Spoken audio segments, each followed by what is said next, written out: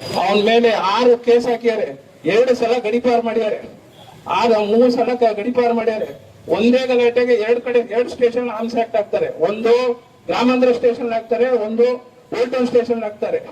ಯಾರ ಕಾರ್ ಬಂದಿತ್ತು ಆಕ್ಚುಲಿ ಅವತ್ತು ಕಿರಣ ಬಂದಿರಲಿಲ್ಲ ಹಾಸ್ಪಿಟ್ಲಿಗೆ ಬರ್ದೇ ಇರೋನಿಗೆ ಅವ್ನ ಕಾರ್ ಯಾರೋ ಓಡಿಸ್ಕೊಂಡ್ ಬಂದಿರ್ತಾರೆ.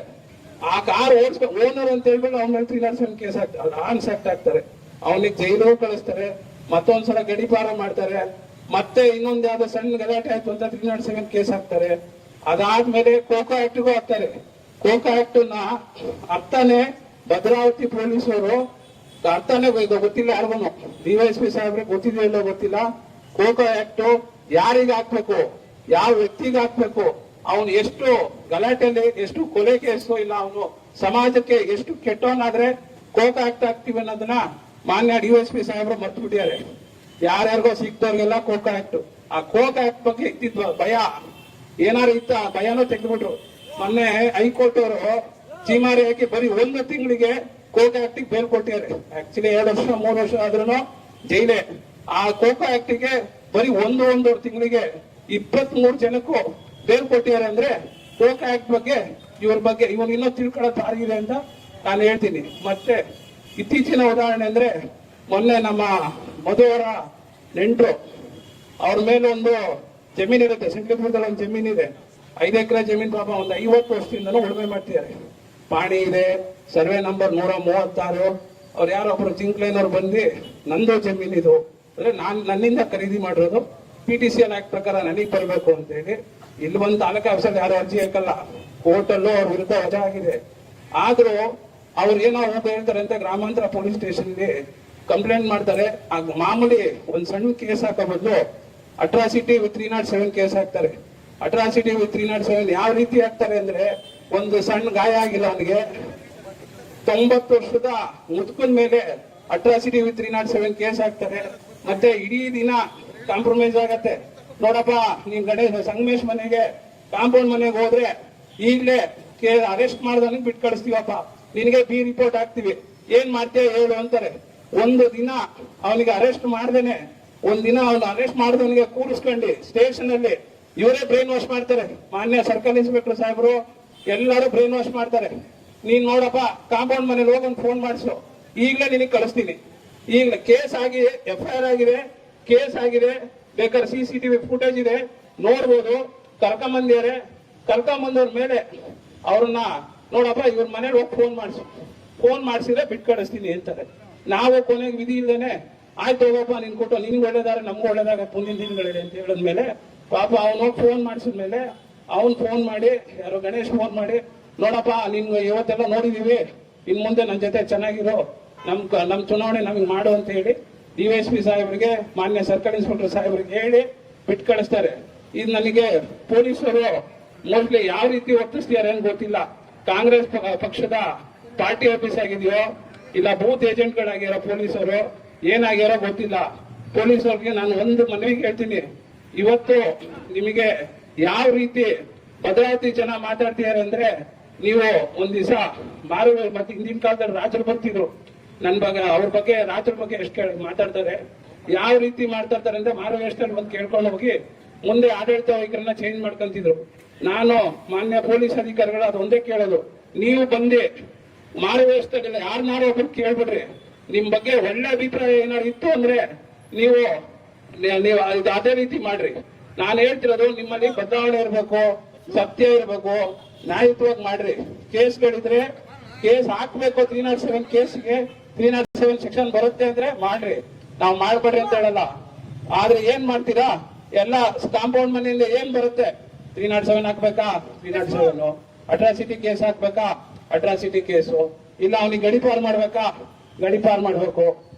ಧರ್ಮಣ್ಣರು ಹೇಳಿದ್ರು, ಮುದ್ದೆಯವ್ರದೊಂದು ವಿಶ್ವನಾಥ್ ಅಲಿಯಾಸ್ ಮುದ್ದೆದೊಂದು ಇನ್ಸಿಡೆಂಟ್ ಹೇಳಿದ್ರು. ಆ ವಿಶ್ವನಾಥ್ ಅಲಿಯಾಸ್ ಮುದ್ದೆ ಅಲ್ಲೇ ಹಾಕಿ ಏನ್ ಕಾರಣ ಅಂತ ಅದೇ ಚಾರ್ಜ್ ಶೀಟ್ ಅಲ್ಲೇ ನೋಡ್ರಿ, ಏನಕ್ಕೆ ಮುದ್ದೆ ಕೊಡೋದು ಅಂತ ಹೇಳಿದ್ರೆ, ಇವರಿಬ್ರು ಯಾರು ಗಾಂಧಿ, ಪ್ರಕಾಶ್, ಭರತ ಇವರೆಲ್ಲ ಕಾರ್ಡ್ಸ್ ರೈಡಿಂಗ್ ಹೋಗಿದ್ರು. ಮುದ್ದೆ ಜಾಯಿಂಟ್ ಅವರೆಲ್ಲ ಕಾರ್ಡ್ಸ್ ಆಡಿಸ್ತಾ ಇದ್ರು. ಆವಾಗ ಅಜಿತ್ ಅವ್ರಿಗೆ ಮಾಹಿತಿ ಕೊಟ್ಟು ಅಜಿತ್ ಅವರೆಲ್ಲ ರೈಡಿಂಗ್ ಹೋಗಿದ್ರು. ಆ ವಿಚಾರದಲ್ಲಿ ಗಾಂಧಿ ಗಲಾಟೆ ಆಯ್ತು. ಇದು ಮುಂದುವರೆದ ಭಾಗ ಅಂತ ಹೇಳ್ತಾರೆ. ಅಂದ್ರೆ ನಾವು ಹೋಗಿ ಅನೈತಿಕವಾಗಿ ನಡೀತಿರೋ ಜೂಜಡ್ಡೆನ ನಿಲ್ಸೋದು ತಪ್ಪು. ಜೂಜಡ್ಡೆ ನಿಲ್ಸೋದನ್ನ ಈ ಮಾಹಿತಿ ಕೊಟ್ಟವ್ರಿಗೆ ಹೇಳಕ್ ನಮ್ಮ ಪರವಾಗಿ ಬಂದ್ವಿ, ಹೇಳಿದ್ರು ತಪ್ಪು. ಇವರಿಗೆ ಚಾರ್ಜ್ ಶೀಟ್ ಅಲ್ಲಿ ನಾನ್ ನೋಡ್ದಂಗೆ ಇತಿಹಾಸದಲ್ಲಿ ಆ ರೀತಿ ಹೇಳಿ ಅಲ್ಲೇ ತಪ್ಪು ಒಪ್ಕೊಂತಾರೆ ಪೊಲೀಸರು. ಜೂಜಡ್ಡೆ ರೈಡ್ ಮಾಡಿದ್ಕೆ ಈ ಗಲಾಟೆ ಆಯ್ತು. ಜೂಜಡ್ಡೆ ರೈಡ್ ಮಾಡಿದ್ಕೆ ವಿಶ್ವನ್ ಒದೆ ಬಿತ್ತು, ಗಾಂಧಿಗೆ ಒದೆ ಬಿತ್ತು, ಈ ರೀತಿ ಹೇಳ್ತಾರೆ. ಮುದ್ದೆಗೆ ಇನ್ನೂ 1 ವರ್ಷ ಆಯ್ತು.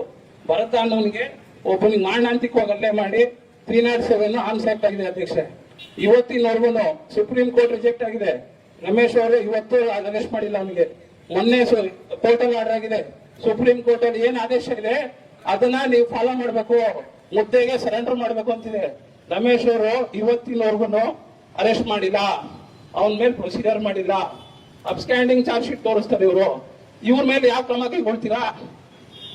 ಮುದ್ದೆ ಇವತ್ತೇನೋ ಅಲ್ಲೇ ಆಗಿದೆ ಅಂದ್ರೆ ನೇರವಾಗಿ ನಾನು ಆರೋಪ ಮಾಡ್ತೀನಿ, ಮಾನ್ಯ ಪೊಲೀಸ್ ಇಲಾಖೆಯವರಿಂದನೇ ಬಿಟ್ರೆ ಬೇರೆ ಯಾರಿಂದನೂ ಅಲ್ಲ. ಅವತ್ತು ಅರೆಸ್ಟ್ ಮಾಡಿದಿದ್ರೆ ಅವನ್ ಜೈಲಲ್ಲಿ ಇರ್ತಿದ್ದ. ಇನ್ನೊಂದು ನಿಮ್ಗೆ ಗೊತ್ತಿರಂಗೆ ಮಂಗೋಟಣ ನೋಯಲ್ ಇವತ್ತು ಜೋಯಲ್ ಊರ್ ಬಿಟ್ಟಿದ್ದಾನೆ. ಜೋಯಲ್ ಊರ್ ಬಿಡಕ್ಕೆ ಯಾವ ಕಾರಣ? ಪಾಪ 3-307 ಮನೆ ಹೆಂಗ್ಬೇಕು, ಅವ್ರ ಮನೆಯಲ್ಲಿ ಹೊಡಿತಾರೆ. ಮನೆಯಲ್ಲಿ ಪಾಪ 3 ತಿಂಗಳು ಹೆಣ್ಮಗ ಮಗು ಇದೆ ಅವ್ರ ಹೆಂಡತಿಗೆ. ಇವತ್ತು ಜೋಯಲ್ ಊರ್ ಬಿಡಕ್ಕೆ ಪೊಲೀಸರು ನೇರ ಕಾರಣ ಆಗಿರ್ತಾರೆ. ನಾನು ಇದನ್ನ ಹೇಳಕ್ ಇಷ್ಟಪಡ್ತೀನಿ. ನಿಮಗೆ ನಿಮ್ಮ ಮನಸ್ಸಲ್ಲಿ ನಿಮಗೆ ಪೊಲೀಸಲ್ಲಿ ನೀವು ಇದು ಏನದು ಸುಳ್ಳು ಕೇಸ್ ದಾಖಲೆ ಆಗಿದೆ. ಆ ಸುಳ್ಳು ಕೇಸ್ ನ ಬಿ ರಿಪೋರ್ಟ್ ಆಗ್ತಿರೋ ಯಾವ ರೀತಿ ಆಗ್ತಿರೋ ಗೊತ್ತಿಲ್ಲ. ಪೊಲೀಸ್ ಉಮೇಶ್ ಮತ್ತು ಅವ್ರ ಮಗ ಸುಹಾಸ್ ಮೇಲೆ ಕೇಸ್ ತೆಗಿಬೇಕು. ಎರಡನೇದು ರಾತ್ರಿ ಮಧ್ಯರಾತ್ರಿ 4 ಅಮಾನ್ಯ ರೀತಿಯಲ್ಲಿ ಕೆಟ್ಟದಾಗಿ ಅವನ ನಳ್ತಿದ್ದವನಿಗೆ ಕರ್ಕೊಂಡ್ ಬಂದ್ಬಿಟ್ಟು ಪೊಲೀಸ್ ಸ್ಟೇಷನ್ಗೆ ಅವನಿಗೆ ಟ್ರೀಟ್ಮೆಂಟ್ ಬೇಕಾಗಿರೋನ್ಗೆ ಕರ್ಕೊಂಡ್ಬಂದು ಇಲ್ಲಿ ಕರ್ಕೊಂಡ್ಬಂದಂತ ರಮೇಶ್ ಅವರಿಗೆ ಮೇಲೆ ಸೂಕ್ತವಾದ ಕಾನೂನು ರೀತಿ ಕ್ರಮ ಕೈಗೊಳ್ಬೇಕು. ಅವ್ರ ಮೇಲೆ ಆಕ್ಷನ್ ತಗೋಬೇಕು. ಇಲ್ಲ ಅಂದ್ರೆ ವಿಚಾರ ಹೇಳ್ತೀನಿ ಕೇಳಿ. ನಾಳೆ ನಿಮಗೆ ನೀವೇ ಕಾಪಾಡ್ಕೋಬೇಕು. ನಾಳೆ ನಿಮ್ ಮೇಲೆ ಏನಾರು ಇವತ್ತು ಯಾರು ಬರಲ್ಲ. ನಿಮ್ಗೆ ಏನಾರು ಸಸ್ಪೆಂಡ್ ಆದ್ರೆ ಯಾರು ಉಳಿಸಲ್ಲ. ಕಾನೂನು ಪ್ರಕಾರ ಏನಿದೆ ಅದ್ರ ಪ್ರಕಾರ ಮಾಡ್ಕೊಂಡ್ರೆ ಉಳಿಯೋದು.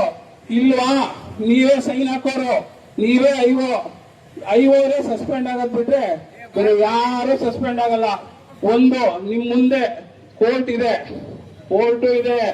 ನ್ಯಾಯಾಲಯ ಇದೆ. ನ್ಯಾಯಾಲಯದಲ್ಲಿ ನಾವು ಹೋಗ್ತೀವಿ. ದಯವಿಟ್ಟು ಮೆಡಿಕಲ್ ರಿಪೋರ್ಟ್ ನೋಡ್ರಿ. ಮೆಡಿಕಲ್ ರಿಪೋರ್ಟ್ ಅಲ್ಲಿ ಏನಿದೆ? ರೆಫರ್ ಟು ಸರ್ಜರಿ ಅಂತಿದೆ, ರೆಫರ್ ಟು ಆರ್ಥೋ ಅಂತಿದೆ, ಡೀಪಿಂಗ್ ಕಟ್ ಗುಂಡ್ ಅಂತಿದೆ. ಇವೆಲ್ಲ ನೋಡಿ ಸಂಗಮೇಶ್ ಅವ್ರ ಮೇಲೆ ಮನೆಯವ್ರ ಮೇಲೆ ಏನ್ ಕಂಪ್ಲೇಂಟ್ ಕೊಟ್ಟಿದ್ದಾನೆ ಸುಹಾಸ್, ಅವ್ರ ಮೇಲೆ 307 ಕೇಸ್ ಹಾಕ್ಬೇಕು. ಇಲ್ಲ ಅಂದ್ರೆ ಮುಂದಿನ ದಿನಗಳಲ್ಲಿ SP ಕಚೇರಿ ಮುಂದೆ ಬಂದು ನಾವು ಧರಣಿ ಕೊಡ್ತೀವಿ, ಇಲ್ಲಿಂದ ಪಾದಯಾತ್ರೆ ಹೋಗ್ತೀವಿ. ಇದೊಂದು ಮುಂದಿನ ದಿನಗಳಲ್ಲಿ ಭದ್ರಾವತಿ ಬಂದು ಮಾಡ್ತೀವಿ. ದಯವಿಟ್ಟು ನಾವು ಇಲ್ಲೇನೋ ನಾವು ಅಂದ್ವಿ, ಮನವಿ ಇಸ್ಕೊಂಡ್ವಿ, ಸ್ಟೇಷನ್ಗೆ ಹೋಗಂಗೆ ಇಟ್ವಿ ಅಂದ್ರೆ ದಯವಿಟ್ಟು ಬರಕ್ ಹೋಗ್ಬೇಡ್ರಿ. ಇನ್ನು 2 ದಿನ ಆದ್ರೂ ನಾವು ಕೂರಕ್ ರೆಡಿ ಇದೀವಿ, 10 ದಿನ ಆದ್ರೆ ಕೂರ್ಲಿಕ್ಕೆ ರೆಡಿ ಇದೀವಿ. ಏನಾರು ಪರಿಹಾರ ಮಾಡ್ತೀವಿ ಅಂದ್ರೆ ಬಂದು ಮನವಿ ಇಸ್ಕೊಂಡು. ಮತ್ತೊಮ್ಮೆ ಎಲ್ಲರೂ ನಮ್ಮ ಹೋರಾಟಕ್ಕೆ ಬೆಂಬಲ ಕೊಟ್ಟಂತ ಎಲ್ಲಾ ಪಕ್ಷದವರು, ಎಲ್ಲಾ ಸಂಘಟನೆಗಳಿಗೂ ಮತ್ತು ಪೊಲೀಸ್ ಉಮೇಶ್ ಅವರ FIR ಇಲ್ಲಿ ಅವ್ರಿಗೂ ಮಾತಾಡ್ತಾರೆ. ಅವ್ರಿಗೂ ಒಂದು ಅವಕಾಶ ಇದೆ, ಮಾತಾಡ್ತಾರೆ. ಬಂದಂತ ಎಲ್ಲಾ ನನ್ನ ಪಕ್ಷದ ಮುಖಂಡರುಗಳಿಗೂ ಧನ್ಯವಾದಗಳು. ಏನು ಮೊಬೈಲ್ ಅಲ್ಲಿ ವಿಡಿಯೋ ಮಾಡ್ತಿರ್ತಾರೆ. ಗಣೇಶ ಏನ್ ಹೇಳ್ತಾನೆ ಅಂದ್ರೆ ವಿಡಿಯೋ ಆಫ್ ಮಾಡಪ್ಪ ಅಂತ ಕೇಳ್ತಾನೆ. ಇಲ್ಲಪ್ಪ ನನಗೆ ವಿಡಿಯೋ ಮಾಡ್ಲಿಕ್ಕೆ ಹೇಳಿದ್ರೆ ನಾನು ವಿಡಿಯೋ ಮಾಡ್ತಾ ಇದ್ದೀನಿ ಅಂತ ಹೇಳ್ತಾನೆ. ಆಗ ಗಣೇಶ ಏಕಾಏಕಿ ಬಂದು ಸುಹಾಸ್ ರವರ ಮೇಲೆ ಹಲ್ಲೆ ಮಾಡ್ತಾರೆ. ಆ ಹಲ್ಲೆಗೆ ಪ್ರತಿಕ್ರಿಯೆ ಸುಹಾಸ್ ಬಿಸಿ ರಕ್ತದ ಯುವಕ, ಅವನು ಒಂದು ಹೊಡೆತ ಹೊಡಿತಾನೆ. ಅವನು ಒಂದ್ 2-3 ಹೊಡೆತ ಹೊಡೆದಾಗ ಗಣೇಶ್ ಅವ್ರಿಗೆ ಎಲ್ಲಿರುತ್ತೋ ಏನೋ ಅವಮಾನ ಆಗ್ಬಿಡುತ್ತೆ. ಎಲ್ಲಾ ಹುಡುಗರನ್ನು ಎಲ್ಲಾ ಚೇಲಗಳನ್ನು ಕರೆಸಿ ಏನೇನಿದೆ ಎಲ್ಲ ತಗೊಂಡ್ಬರ್ವಿ ಅಂತ ಹೇಳಿ ಪಾಪ ಇಬ್ರೆ ಪೊಲೀಸ್ ಉಮೇಶು ಮತ್ತೆ ಅವ್ರ ಅಣ್ಣನ ಮಗ ಸುಹಾಸ್ ಇಬ್ಬರೇ ಇದ್ದಿದ್ದು. ಇವ್ರ ಮೇಲೆ ಸುಮಾರು 50 ಜನ, 50ರಿಂದ 60 ಜನ ಹಲ್ಲೆ ಮಾಡ್ತಾರೆ. ಅಲ್ಲಿದ್ದಂತ ಬಾಟ್ಲಿ, ರಾಡು, ಏನೇನ್ ಸಿಗತ್ತೆ ಇಲ್ಲಿ ಸರದಲ್ಲೆಲ್ಲ ಹೊಡಿತಾರೆ. ಅವಾಗ ಪೊಲೀಸರು ಮಧ್ಯಸ್ಥಿಕೆ ವಹಿಸಿ ಇಬ್ರನ್ನು ಬಿಡಿಸಿ ಕರ್ಕೊಂಡ್ ಬರ್ತಾರೆ. ಪೊಲೀಸರೇ ಸಾಕ್ಷಿ ಇದಕ್ಕೆ. ಆಮೇಲೆ ಮಲ್ಲೇಶ್ವರ ಸಭಾಭವನದಲ್ಲಿ ಇದು CCTV ಫುಟೇಜ್ ಇರುತ್ತೆ. ಪೊಲೀಸರೇ ಮುಂದೆ ನಿಂತ್ಕೊಂಡು ಆ CCTV ಫುಟೇಜ್ ನ ಡಿಲೀಟ್ ಮಾಡ್ತಾರೆ. ಎಲ್ಲಿ ಕಾಂಪೌಂಡ್ ಮನೆಯದು ಇದು ಅನ್ಯಾಯ, ಗಲಾಟೆ, ದೌರ್ಜನ್ಯ ಬೆಳಕಿಗೆ ಬಂದ್ಬಿಡುತ್ತೆ. ಎಲ್ಲಿ CCTV ಫುಟೇಜ್ ನಾಳೆ ಟಿವಿಗೆ ಹೋದ್ರೆ ಅವರ ಇಮೇಜ್ಗೆ ಕೆಟ್ಟದಾಗತ್ತೆ ಅಂತ ಹೇಳಿ ಪೊಲೀಸರೇ, ನ್ಯೂಟೌನ್ ಪೊಲೀಸರೇ ಮುಂದೆ ಹೋಗಿ CCTV ಫುಟೇಜ್ ಡಿಲೀಟ್ ಮಾಡ್ತಾರೆ ಫಸ್ಟ್. ನಂತರ ಮುಂದೆ ನಿಂತ್ಕೊಂಡು ಪೊಲೀಸರೇ ಯಾವುದೇ ರೀತಿಯಾದ ಇದು ಏನೋ ಆಯುಧಗಳು ಬಳಕೆ ಆಗಲ್ಲ, ಚಂದ್ರೇಗೌಡರು ಹೇಳ್ದಂಗೆ ಚಾಕು ಬಳಕೆ ಆಗಲ್ಲ, ಲಾಂಗ್ ಬಳಕೆ ಆಗಲ್ಲ, ಯಾವುದೇ ರೀತಿಯಾದ ಮಾರಕಾಸ್ತ್ರ ಬಳಕೆ ಆಗಲ್ಲ. ಯಾರೋ ಒಬ್ಬ ಹೇಳ್ತಾನೆ ನನಗೆ ಬಟ್ಟೆಯಲ್ಲಿ ಕುತ್ತಿಗೆ ಬಿಗಿದ್ರು ಅಂತ, 50 ಜನ ಇವರಿಬ್ರು ಹೋಗ್ಬಿಟ್ಟು ಅವನೊಬ್ಬನಿಗೆ ಕುತ್ತಿಗೆ ಬಿಗಕ್ಕಾಗತ್ತಾ? ಇನ್ನೊಬ್ಬನಿಗೆ ರೋಡಲ್ಲಿ ನನಗೆ ದೊಣ್ಣೆಯಲ್ಲಿ ಹೊಡೆದ್ರು ಅಂತಾರೆ. ದೊಣ್ಣೆಯಲ್ಲಿ ಹೊಡೆದಿದ್ದ ಇತಿಹಾಸದಲ್ಲಿ 307 ಕೇಸ್ ಆಗಿದ್ದು ನಮ್ಮ ರಮೇಶ್ ಅಣ್ಣನವರು ಮಾಡಕ್ ಕಾರಣ ಬಿಟ್ರೆ ಬೇರೆ ಯಾರು ಮಾಡ್ಲಿಕ್ಕೆ ಆಗಲ್ಲ. ರಮೇಶ್ ಅಣ್ಣವ್ರಿಗೆ ಕೇಳಿದ್ರೆ ನಾನೇನ್ ಮಾಡೋಣ, ಒತ್ತಡ ಇದೆ, ನಾನೇನು ಮಾಡ್ಲಿಕ್ಕೆ ಬರಲ್ಲ ಅಂತಾರೆ. ಆಮೇಲೆ 307 ಕೇಸ್ ಪಾಪ ಸುಹಾಸ್ ಅವ್ರು ಹೋಗಿ ಮೆಗಾನಿಗೆ ಹೋಗಿ ಅಡ್ಮಿಟ್ ಆಗ್ತಾರೆ. ನಾನು ಹೋಗ್ತೀನಿ, ಮಧುವರು ಹೋಗ್ತಾರೆ, ಮತ್ತೊಂದು 4-5 ಜನ ಹೋಗ್ತೀವಿ. ಅಲ್ಲಿ ನಿಂತು ಕೇಸ್ ಬರ್ಕೊಂತಾರೆ. ಕೇಸ್ ಬರ್ಕೊಂಡ್ಮೇಲೆ ಪಾಪ ಅವನಿಗೆ 15 ಹೊಲಿಗೆ ಡೀಪ್ ಕಟ್ಕೊಂಡಂತ ಬರುತ್ತೆ, ಮೆಡಿಕಲ್ ರಿಪೋರ್ಟ್ ಇದೆ, ರೆಫರ್ ಟು ಸರ್ಜರಿ, ಆರ್ಥೋ ತೋರಿಸ್ಬೇಕು ಅಂತಾನೂ ಇದೆ, ಅದಕ್ಕೆ ಬೇಕಾದ ಸ್ಕ್ಯಾನಿಂಗ್ ರಿಪೋರ್ಟ್ ಇದೆ, ಎಲ್ಲ ಇದೆ, ಎಲ್ಲರಿಗೂ ಗೊತ್ತಿದೆ. ಅವನಿಗೆ ಆಪರೇಷನ್ ಅಗತ್ಯವಿದೆ ಅಂತಾನೆ ಇದೆ.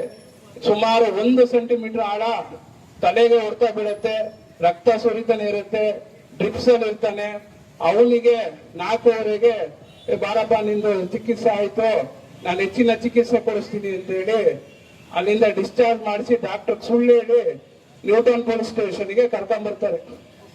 ಡ್ರಿಪ್ಸ್ ಬಿಡಿಸಿ ನ್ಯೂಟೌನ್ ಸ್ಟೇಷನ್ಗೆ ಕರ್ಕೊಂಡ್ ಬರ್ತಾರೆ. ನಾವು ಅವಾಗ ಕೇಳಲಿಕ್ಕೆ ಹೋಗ್ತೀವಿ.